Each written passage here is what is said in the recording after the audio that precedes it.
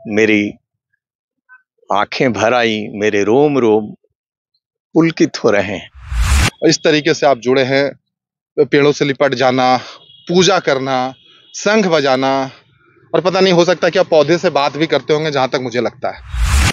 सुबह 5 बजे साइकिल लेकर के निकलता हूँ, सर्वे कर लेता हूँ कहाँ किस चीज की आवश्यकता है। मुझे जो सुकून इन बढ़ते हुए वृक्षों को देखकर मिलता है। मेरा मानना है कि गड्ढा जो है पौधों के लिए, जैसे बच्चे के लिए माता का गर्भ है। माता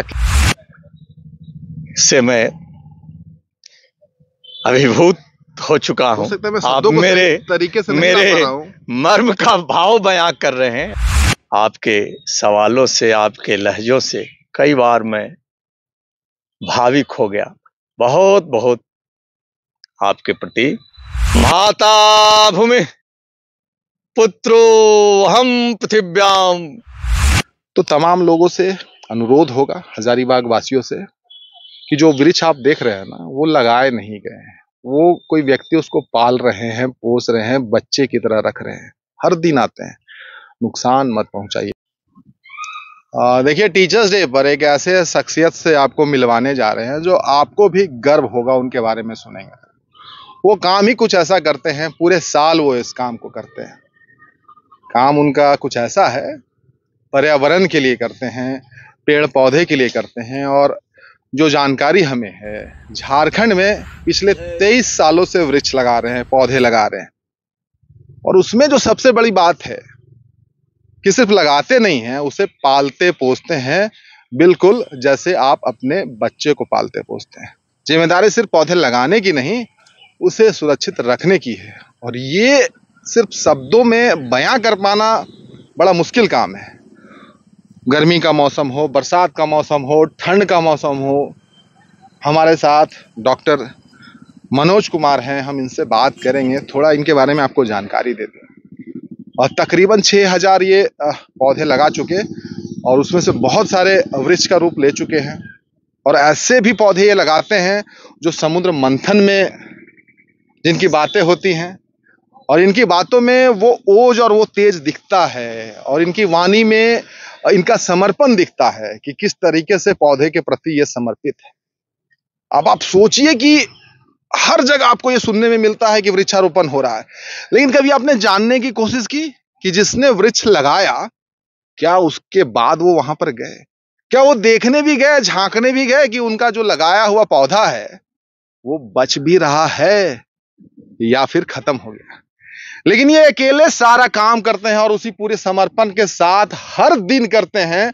और मुझे जो जानकारी है, कई दफा हमने इनको देखा है, और कभी आ रहे हैं, जा रहे हैं, हजारीबाग में ही रहते हैं, तो हमें भी पता है किस तरीके से बहुत लोगों से सुनते हैं। गले में प्रॉब्लम है, स्पाइन में प्रॉब्लम है, लेकिन उसके बाद भी वो अपना काम नहीं छोड़ते। गले में सब कुछ लगा हुआ है, डॉक्टर ने सलाह दिया कि आराम करिए, लेकिन जैसे हमने एक शब्द कहा था आपसे, बच्चे। जिस तरीके से आप अपने बच्चे का पालन पोषण करते हैं, उसी तरीके से ये पौधे का पालन पोषण करते हैं। इसलिए ना ठंड देखते हैं, ना गर्मी देखते हैं, ना बरसात देखते हैं, ना अपने शरीर में कोई बीमारी देखते हैं। ये अपने काम पर आ जाते हैं, कभी साइकिल से आते हैं, कभी स्कूटर से आते हैं। आज भी ये साइकिल से ही आए। टीचर्स डे है, सेवानिवृत्त शिक्षक हैं। आपको सर शिक्षक दिवस पर पहले तो बधाई देंगे।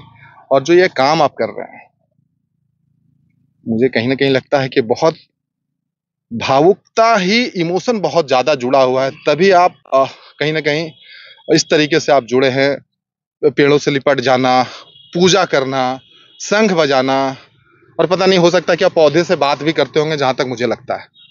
जो कि शायद वो संवेदना ही अगर उस तरीके की होगी तभी वो कर सकता है इंसान। नॉर्मल इंसान के बस की बात नहीं है। ये जो समर्पण है ना, ये एक दिन में नहीं आती। ये आप 23-25 सालों से कर रहे हैं, तो ये बच्चे ही हैं जो जिसे आप पाल रहे हैं।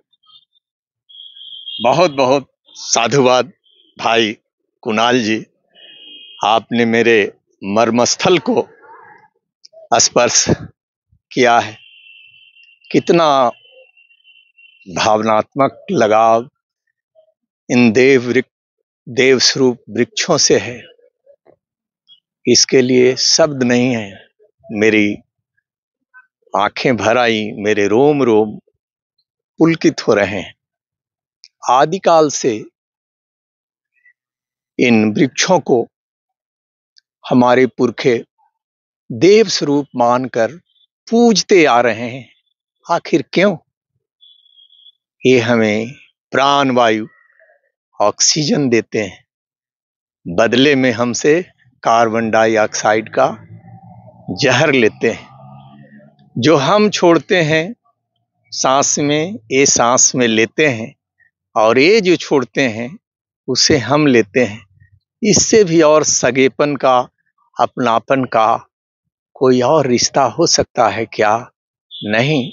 तभी तो हमारे संस्कृति में हमारे पूर्वजों ने इन्हें प्रकृति संरक्षण संवर्धन के सारे कार्यों को देव धार्मिक कृत्यों से जोड़ा, ताकि ये लोक व्यवहार में प्रकृति संरक्षण बना रहे। परंतु आज उसी पुण्य भूमि भारत भूमि में हम प्राकृतिक वनों को, जो प्रकृति के अनमोल खजाने हैं, उनको भी उजाड़ने में गुरेज नहीं कर रहे हैं। कहीं न कहीं लोभ लालच का धूल गर्दा हमारे विचारों पर जम आया है।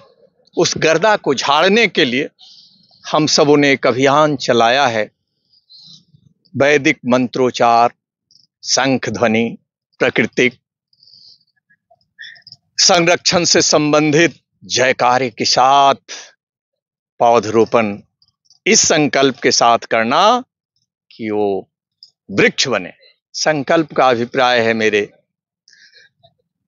तरफ से कि इस योजना के साथ कि जब तक वो पौधा वृक्ष का स्वरूप न धारण कर ले, 4 साल 5 साल, तब तक उनकी निरंतर देखभाल हम लोग करते हैं।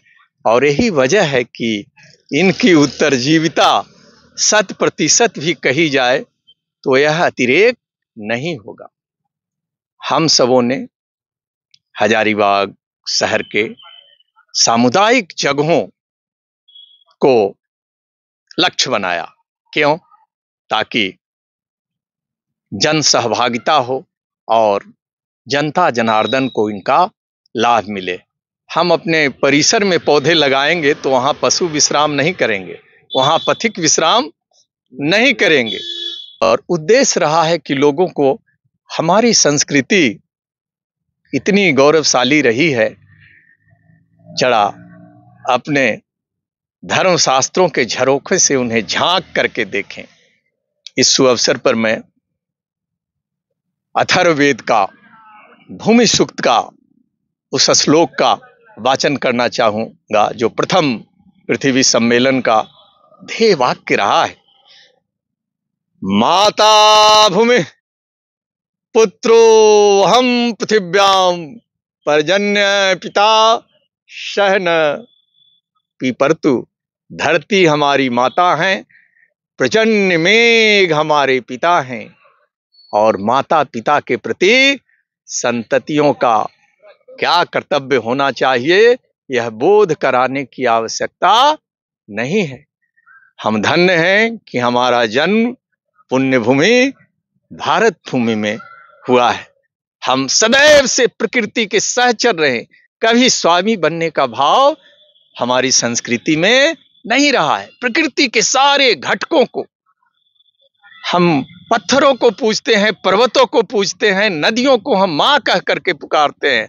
हम विषैले सर्प को भी भगवान शिव का गले का माला, उनको भी पूजते हैं। छोटा जीव चूहा को भी, मूषक गणेश जी की सवारी, भाई उल्लू को भी, लक्ष्मी माता की सवारी को हम पूजते रहे हैं। उद्देश्य रहा है, हमारे पुरखे कितने दूरदर्शी थे कि प्रकृति संरक्षण के सारे कार्यों को धार्मिक कृत्यों से इसलिए जोड़ा कि लोक व्यवहार में बना रहे।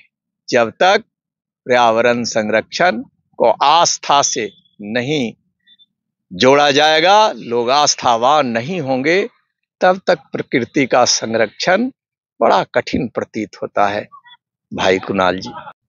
शायद ये पहली बार मैं अपनी ज़िंदगी में देख रहा हूँ कि पौधे के बारे में, वृक्ष के बारे में बात कर रहे हैं, तो किसी की आँखें भर आ रही हैं। सर से बातें कर रहे थे, तो आपकी आँखें भर आ रही थी, आप जब अपनी बातें कह रहे थे। तो कहीं न कहीं मुझे लगता है कि अब जब रात में आप सोते हैं, तो आपको याद आता है कि वो वाला वृक्ष है, कल उसको पानी देना है। वो वाला जो वृक्ष है, जो बड़ा हो रहा है, लगता है उसका कोई जाली निकाल लिया है। अगर उसमें जाली नहीं लगाएँगे सुबह-सुबह, तो कोई कोई जानवर आके उसको नुकसान पहुँचा देगा या कोई आदमी ही कबाड़ लेगा। तो जितने भी आप लगाते हैं, तो मुझे लगता है कि आपके दिमाग में वो सब घूमता रहता है रात में। इसलिए सुबह आप शायद ही कभी लगता है कि स्किप किए होंगे कि नहीं आज नहीं कल जाएँगे, जैसे अपने बच्चे के लिए लोग करते हैं। तो ये मैं ज़िंदगी में पहली बार किसी इंसान से ऐसा मिल रहा हूँ। सुनता बहुत कुछ हूँ कि पेड़-पौधे लगाने वाले बहुत लोग हैं। लेकिन पहली बार ऐसा देख रहा हूँ कि व्यक्ति इतना समर्पित है कि उनकी आँखें भर आती हैं, जब पौधे की बात करते हैं और वृक्ष का वो आकार लेते हैं। तो जिस तरीके से बच्चे को पालते हैं, वैसे आप पाल रहे हैं। मैं सही कह रहा हूँ बहुत कि रात में आप सोच कर ही सोते हैं? बहुत साधुवाद भाई, आपने मेरा मर्म का हाल बयां कर दिया भाई कुणाल जी। रात में सोने से पहले मेरे मन में मानस पटल पे कि सुबह कहाँ किस क्षेत्र में चले। सुबह 5 बजे साइकिल लेकर के निकलता हूँ, सर्वे कर लेता हूँ कहाँ किस चीज की आवश्यकता है। हमारे टीम के 2 लोग सुबह, 3 लोग शाम में 1.5 घंटा सेवा देते हैं। फिर उनसे मैं साझा कर लेता हूँ कि यहाँ पानी देने की आवश्यकता है, यहाँ निकाई गुड़ाई की आवश्यकता है। सबसे प्राथमिकता उनकी सुरक्षा कहाँ सबसे जरूरी है। तो ये सब देखते सुनते और कैसे समय निकल जाता है, थकान तो तनिक नहीं। और एक हमारे टीम के मेंबर, वरिष्ठ मेंबर ने कहा था कि आपकी तो इम्यूनिटी बढ़ जाती होगी। तो सही, मेरा इम्यूनिटी बढ़ जाता है और लोगों को प्रसन्नता होगी। बड़े आलीशान घर में ठाट बाट से महंगी गाड़ियों पर चलने में मुझे जो सुकून इन बढ़ते हुए वृक्षों को देखकर मिलता है, उस नैसर्गिक आनंद का बयां करने के लिए मेरे पास शब्द नहीं है। ये जो वृक्ष हैं, बने हैं, ये जुगों जुगों तक इनके नीचे पशु भी विश्राम करेंगे, पथिक भी आराम करेंगे, 24 घंटा ये वायु शोधन करते रहेंगे। मेघों को से इनकी दोस्ती है, वर्षा को बुलाते रहेंगे, जड़ों से अपनी मिट्टी को जकड़ करके रखेंगे। ये हमें फल फूल मेवा राल गोंद हजारों चीजें देते हैं और बदले में हमसे अगर कुछ लेते हैं तो विष लेते हैं, कार्बन डाइऑक्साइड। तो साक्षात शंभु हैं, सर्वत्यागी उमानाथ शंकर के स्वरूप हैं। जगत के कल्याण के लिए हम सबों को के लिए ये परम आनंद का विषय है कि 5000 से अधिक पौधे को वृक्ष का स्वरूप देने में हम सब सफल हुए हैं और जुगों जुगों तक ये वृक्ष जीव जगत का कल्याण करते रहेंगे।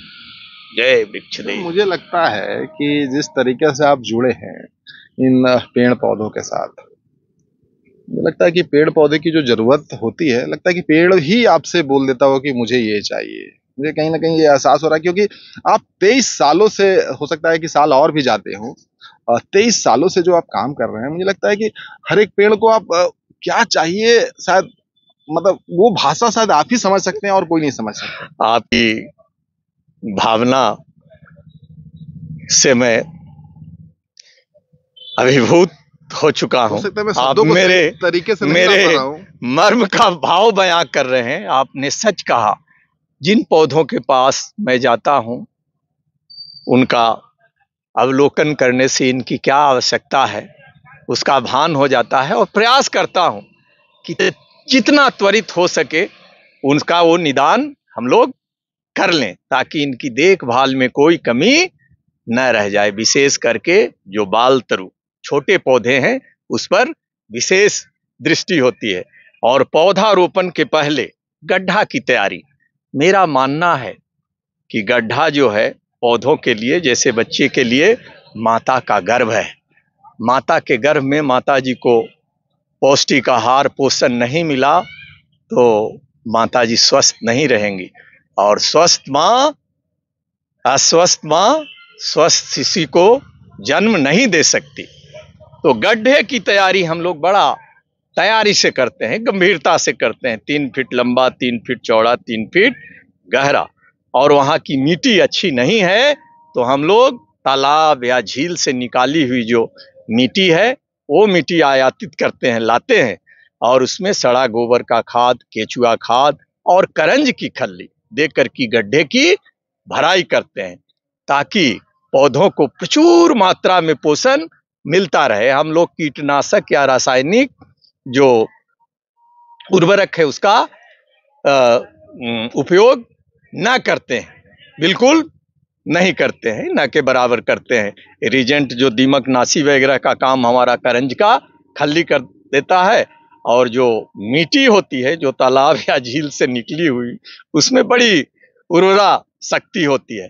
जो पौधे हम लोग लगाते हैं उनका वृद्धि देख करके लोग हम सब उससे पूछते हैं कि पीपल हाईटेक पीपल मंगवाए हैं क्या, जबकि सच्चाई होता है कि 1.5 फीट 2 फीट के पौधे लगाते हैं और साल के अंदर वो पौधे 8 फीट और 10 फीट और बिल्कुल स्वस्थ मुस्कुराते रहते हैं। इसका वजह है गड्ढे की तैयारी और फिर निरंतर देखभाल।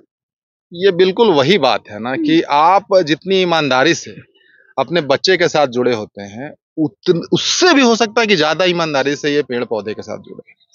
सर एक चीज इसमें ये है कि जैसे आपने कहा कि सिर्फ आप लगाते नहीं, उसे पालते हैं, पोसते हैं। कोई वृक्ष का आकार ले रहा हो, उदंडता करके अगर कोई उसको तोड़ देता है, बर्बाद कर देता है, तो डॉक्टर मनोज के दिल पर क्या बीतती है? आपने मर्म को स्पर्श किया है। ऐसे अनेकों अवसर आए हैं जहां हमारे पौधों की जालियां चुरा ली जाती है, जला दी जाती है, और प्रतिदिन सारे पौधों को देख नहीं पाते हैं। नहीं देखे तो क्षतिग्रस्त हो गया, जानबूझ करके भी क्षतिग्रस्त हो गया तो बड़ा दिल चोटिल होता है। लेकिन फिर मन को समझाते हैं कि चलो ये सृष्टि है, ये हम सृष्टि के रचनाकार नहीं हैं। तोड़ फोड़ कर दिए तो उनको तरीके से प्रूनिंग करके ब्लू कॉपर का लेप लगा देते हैं, ताकि इनमें किसी तरह का इन्फेक्शन न फैले। ज़्यादा क्षतिग्रस्त हुआ तो जड़ से 1 इंच ऊपर तेज धार वाली ऐसे कटाई करके उसमें ये कर देते हैं, पुनः उसमें से कॉपीस निकल आते हैं। मन को बड़ा मर्माहत होकर फिर समझाता हूँ, फिर शाम में अकेले आता हूँ। बहुत लोग नशा करते हुए मिल जाते हैं, हमारे युवा पीढ़ी के लोग। मुझे बहुत अफसोस होता है। उनके साथ बड़ा विनम्रता से उनके पास जाता हूँ, भाई देखिए ये पौधे जो लगे हैं, हमारा तो विमान उड़ेगा, वे दुनिया छूटेगा, नई पीढ़ी के लिए है। हमारा आपका सबका यह दायित्व बनता है कि इनका संरक्षण करें, तभी ये आने वाली पीढ़ी को हरा भरा राज्य, हरा भरा धरती हम सौंप कर पाएंगे। आप सबों से मेरा विनती है कि एक दृष्टि, आप सब यहाँ आते हैं सुबह शाम, तो एक नज़र इन पर भी रखें। विनम्रता पूर्वक निवेदन करने से उस टोली के में जो लोग होते हैं, कुछ पर तो बड़ा गहरा असर होता है, और दूसरे दिन से जो क्षति करने वाले हैं वो अपने आप को दोषी महसूस करते हुए फिर उनका संरक्षण में भी योगदान देते हैं। लेकिन जाता हूं मैं खुद अकेला, मेरे साथ अन्य लोग जाएंगे, कुछ अटपटा बोल देंगे तो प्रतिक्रिया हो जाएगी, बना काम और बिगड़ जाएगा। तो इसी प्रकार से जी। एक अंतिम सवाल सर, डॉक्टर मनोज कब तक यही काम को करते रहेंगे? जो समर्पण भाव है, मुझे लगता है कि इसका जवाब भी आप उसी तरीके से देंगे कि जब तक सांस रहेगी, जो मुझे मुझे एहसास होता है, तब तक मैं इसमें जुड़ा रहूंगा। क्या कहेंगे? आप सही कह रहे हैं। जैसे इस कार्य से मेरा अन्य कोई कार्य, पारिवारिक हित का कार्य बाधित नहीं होता है, और बल्कि ऊर्जा मिलती है। आप जैसे लोग वृक्षों के बारे में हाल चाल ले लेते हैं, या वृक्षों के पास जाता हूं तो मैं ऊर्जान्वित हो जाता हूं। और मेरी जो आदत में शुमार है, मुझे लगता है कि ईश्वर की जब तक इच्छा होगी, अंतिम सांस तक इन देव स्वरूप वृक्षों का सेवा करते रहने का ईश्वर मुझे सुअवसर देते रहेंगे। जय वृक्षदेव।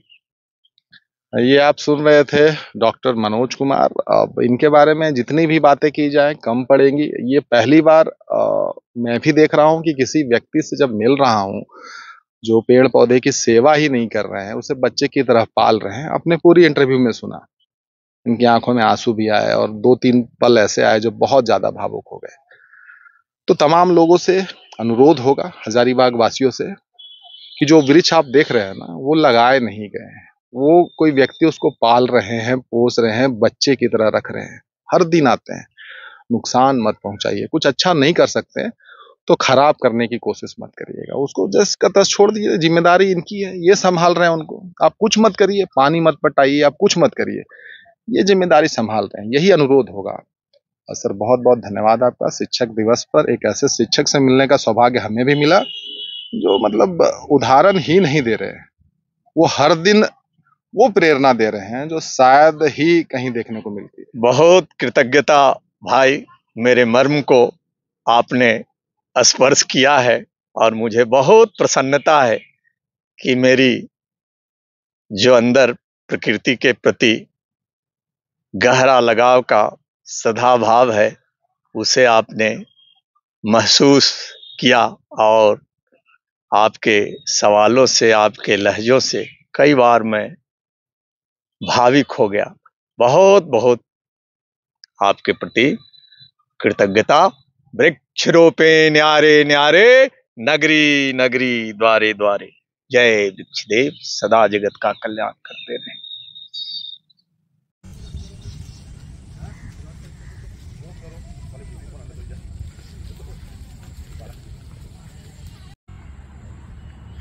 जय वृक्षदेव।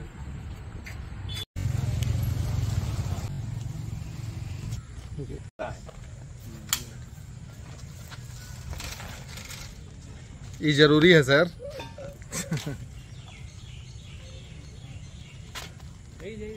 सेहत भी ठीक रहता होगा इससे। कहना है घुटना के दर्द से लेकर के सारा परेशानी से निजात।